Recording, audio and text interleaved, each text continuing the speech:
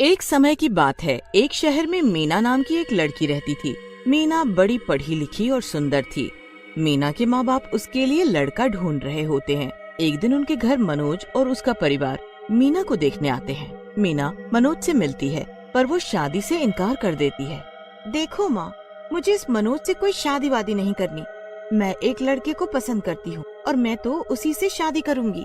मीना की माँ इस बारे में मीना के बाबूजी से बात करती है, पर वो तो गुस्से में लाल हो जाते हैं। वो शादी को साफ इनकार कर देते हैं और मनोज के परिवार को हाँ कर देते हैं। मीना को जैसे ही ये बात पता चलती है, वो चुपके से घर से चली जाती है और राहुल से शादी कर लेती है। शादी के बाद राहुल मीना को वहाँ से बहुत दूर एक बड़े से घर में ले जाता है। यहाँ कितना सुंदर है, यहाँ कितना बड़ा बगीचा भी है, सब कितना अच्छा है। बस एक ही दुख है कि माँ बाबूजी भी हमारी खुशी में काश शामिल होते। मीना राहुल के साथ अंदर जाने ही लगती है कि तभी उसको पीछे से कुछ महसूस होता है। मीना जल्दी से पीछे मुड़कर देखती है, पर वहाँ कोई भी नहीं होता। वो राहुल, मुझे अभी ऐसा लगा जैसे कोई मेरे पीछे खड़ा है। अभी मेरे बाल किसी ने छुए। तुम पागल वागल हो गई हो। यहाँ बस हम दोनों हैं और कोई भी नहीं। देख रही हो ना कितनी दूर पर घर है। हाँ, तुम सही बोल रहे हो, शायद हवा चली होगी। दोनों अंदर चले जाते हैं। उसके बाद राहुल तो सो जाता है, पर मीना को कुछ अजीब सा महसूस होता रहता है। जब भी उसकी आंख लगती है, तभी उसका हाथ एकदम हिलता है और उसकी आंख खुल जाती है। पूरी रात मीना के साथ ऐसे ही होता रहता है। ऐसा ही करते करते सुबह हो जाती है। मीना उठ जाती है और बाथरूम जाती है। मीना अपना मुंह धोकर अपनी शक्ल शीशे में देख रही होती है कि तभी उसको शीशे में अपने पीछे खड़ी एक औरत दिखती है, जिसके चेहरे पर काले लंबे बाल लटक रहे होते हैं। राहुल, राहुल, राहुल! मीना की चीख सुनकर राहुल जल्दी से अंदर आता है, तो उसे मीना जमीन पर बेहोश पड़ी दिखती है। राहुल उसे जल्दी से बिस्तर पर लिटा देता है। थोड़ी देर बाद जाकर मीना को होश आता है, पर वो होश में आते ही बुरी तरह चिल्लाने लगती है। राहुल, वो चुड़ैल, वो चुड़ैल! मीना राहुल को समझाने की बहुत कोशिश करती है, पर राहुल उसकी एक नहीं सुनता। मीना कुछ देर आराम करती है और राहुल ऑफिस के लिए निकल जाता है। राहुल के जाने के बाद मीना खिड़की के पास आकर खड़ी हो जाती है और बाहर देखने लगती है। मीना बाहर देख ही रही होती है कि उसे पेड़ के पास फिर से वो चुड़ैल दिखती है। मीना फिर से डर जाती है और खिड़की बंद कर देती है। 2-4 दिन तक ऐसा ही होता रहता है और वो चुड़ैल बार बार मीना को दिखती है। एक दिन राहुल ऑफिस से आता है। बहुत भूख लगी है, जल्दी खाना लाओ। मैंने कुछ बनाया ही नहीं। वो चुड़ैल मुझे फिर बाग में दिखी थी, तो मैं यहाँ छुप गई। क्या चुड़ैल चुड़ैल लगा के रखा है? मैं तो परेशान हो गया हूँ तुमसे शादी करके। नहीं खाना मुझे खाना, मैं जा रहा हूँ और बाहर ही खाना खाऊंगा। राहुल वहाँ से चला जाता है और मीना रोते हुए उसे रोकने लगती है। राहुल मीना की एक नहीं सुनता और घर के बाहर निकल जाता है। मीना बेचारी रोते रोते बाग तक आ जाती है और राहुल गाड़ी में बैठकर निकल जाता है। मीना वहीं बैठकर रोने लगती है। जहाँ मीना रो रही होती है, वहीं मिट्टी में उसे बाल दिखते हैं। हाँ, ये इतने लंबे बाल जमीन में।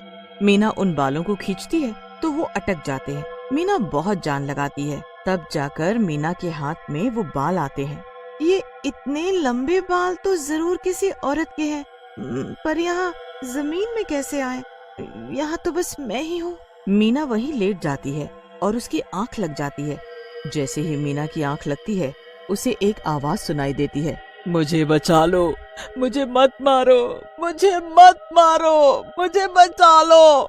आवाज सुनते ही मीना एकदम उठकर बैठ जाती है और सामने एक चुड़ैल को देखती है। मुझे बचा लो, मुझे आजाद कर दो, मुझे आजाद कर दो। मीना डरकर भागने लगती है, पर वो चुड़ैल एक ही बात बोलती रहती है। मुझे बचा लो, मुझे बचा लो, आजाद कर दो मुझे यहाँ से, मुझे बचा लो। मीना अपने कमरे में एक कोने में जाकर बैठ जाती है। पूरी रात ऐसे ही निकल जाती है और फिर सुबह राहुल आ जाता है। मीना का मन होता है कि वो रात को जो कुछ भी हुआ सब राहुल को बता दे, पर वो खुद को रोक लेती है। मीना वहाँ से चली जाती है और रसोई में काम करने लगती है। रसोई में एक खिड़की होती है जहाँ से पूरा बगीचा अच्छे से दिख। मीना उसी जगह टकटकी लगाए देखती रहती है जहाँ पिछली रात उसे एक औरत के बाल मिले थे। फिर उसे वहाँ वो चुड़ैल फिर से दिखती है। इस बार उस चुड़ैल के हाथ में एक फावड़ा होता है। मीना जल्दी से भागकर बाहर जाती है, पर वहाँ कोई चुड़ैल और फावड़ा नहीं होता। मीना वापस आकर फिर से रसोई में काम करने लगती है। रात को जब मीना सो रही होती है तभी उसका हाथ कोई झटक देता है। मीना अचानक उठती है तो वही चुड़ैल उसके पास खड़ी होती है।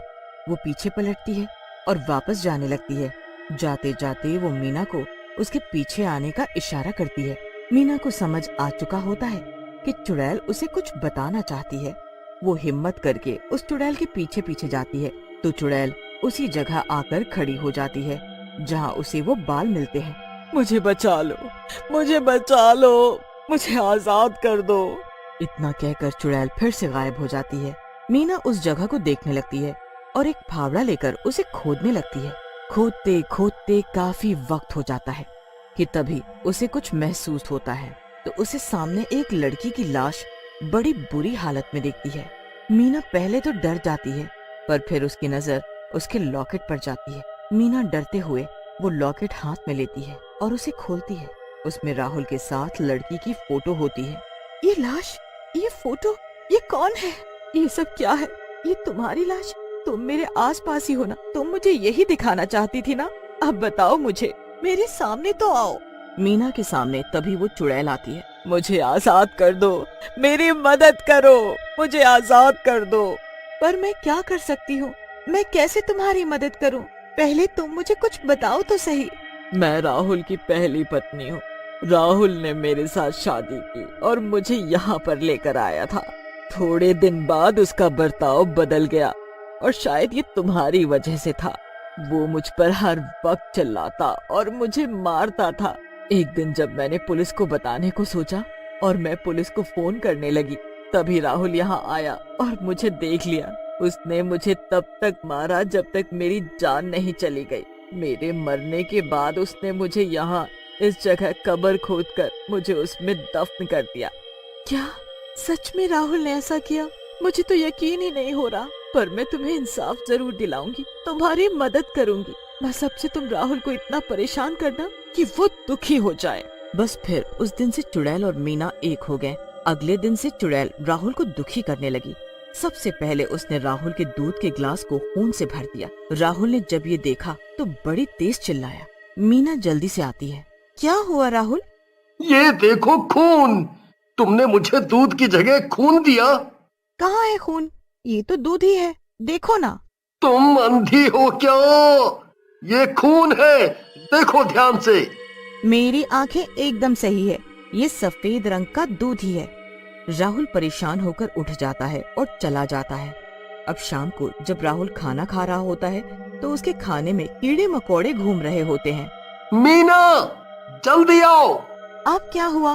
ये देखो क्या है ये, खाने में कीड़े चल रहे हैं। आप पागल हो गए हो क्या? अच्छी खासी सब्जी में कीड़े बता रहे हो? लो, मैं अभी खाकर बताती हूँ। मीना सब्जी खाकर दिखा देती है और राहुल एकदम सुन्न रह जाता है। चुड़ैल भी वहीं खड़ी सब देख रही होती है। राहुल के साथ हर वक्त ऐसी चीजें होती रहती हैं। धीरे धीरे राहुल की दिमागी हालत बिगड़ने लगती है। वो फिर डॉक्टर के पास जाता है तो वहाँ भी चुड़ैल उसे परेशान करती है कि डॉक्टर को भी यही लगता है कि राहुल पागल हो गया है। नहीं नहीं, मैं पागल नहीं हूँ। जी बिल्कुल, आप पागल थोड़ी हो, आप तो बहुत समझदार हो। बस ये तो आपकी वो सजा है जो आपकी पहली पत्नी निकिता चाहती है ना निकिता? हाँ, मैं यही चाहती हूँ, इसे तड़पते हुए देखना। राहुल चुड़ैल को देखकर और निकिता का नाम सुनकर कांपने लगता है। अब क्यों डर रहे हो? मैं हूँ निकिता, तुम्हारी पहली पत्नी। मीना को अब सब सच पता है। अब तुम बिना पागल हुए भी जिंदगी भर पागलों के साथ रहोगे और अपने किए की सजा भुगतोगे। एक दिन राहुल सच में पागल हो जाता है। वो हर जगह, हर दीवार पर एक पत्थर से यही लिखता है कि मैंने अपनी पत्नी को मार डाला। चुड़ैल को अब शांति मिलती है और मीना वहीं अकेली जिंदगी जीने लगती है। कुछ सालों बाद मीना को एक दिन मनोज दिखता है। मनोज ने अभी तक शादी नहीं की होती। मीना की मनोज से दोस्ती हो जाती है। मीना मनोज को सब सच बता देती है, पर मनोज को कुछ फर्क नहीं पड़ता। वो तब भी मीना से शादी के लिए बोलता है। मीना हाँ कर देती है और दोनों की शादी हो जाती है।